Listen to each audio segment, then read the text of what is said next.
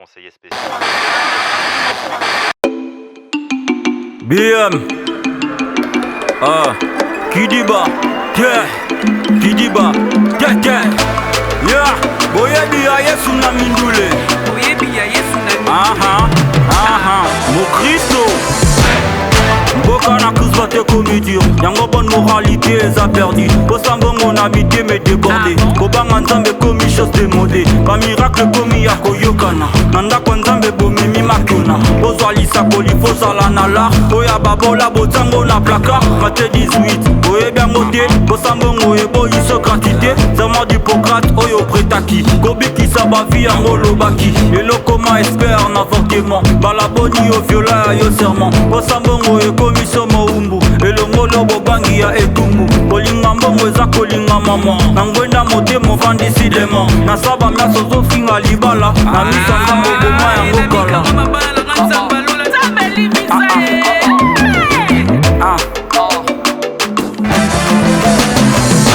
bosa mbongo bungisi yo bomoto mpona mbongo ndimi kolia bosoto po preve mokili yo poza nage yango te molema na yo en danger kozanga ye swa mawa mpe pasi liboso mikakata nozangi makasi mbongo eza malamu soki ya serviteur na titre maître akomaka prédateur akokomisa yo bilulela vie kobebo likola kowelela tika yesu akonza ta vi na yo mokano ne ezala ya yo na yo bosa mbongo fort bamba ye professial okuta to se remplir bapoche bosa mbongo fort pesanga mbota likasu tobosa na infraction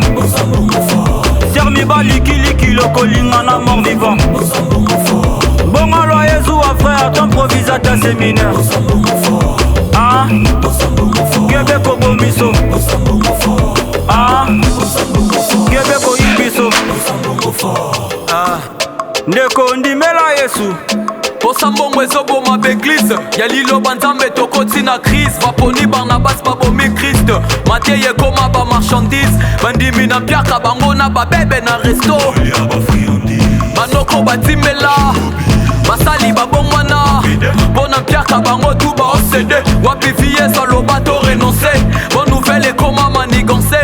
église eyina baprédicateur etoma moureza bamotivateur posa mbongo profesa vendre ballon prière c'est bon na bacadre sextap toloba te hostilité vie à chaque jour tolembi bolumbu na bino répentez-vous tala tango père spirituel posa no boss mais pourquoi nga nazobonga te est-ce qu'il faut nachaîner 40 jours tope na bakisa 40 nuits yesu kutwa semaka vi na ye gouvernement solia na par na ye pesa mbota likasu na lekiso ata sansnik nzela ya biso bosa mbongo fort bamba ye professial okuta to se remplir bapoche pesanga mbota likasu tobosa na infraction sermi balikiliki lokolinga na mort vivant mbongo lwa yesu a frère te provisa ta séminaire kebeko bomiso kebeko siliso ndeko ndimela yesu kebeko bomiso kebeko yibiso kebeko siliso ndeko keba na lifelo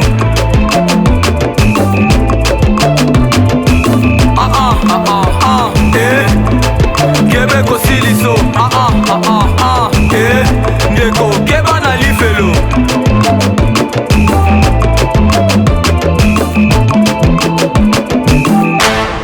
kebeko yibiso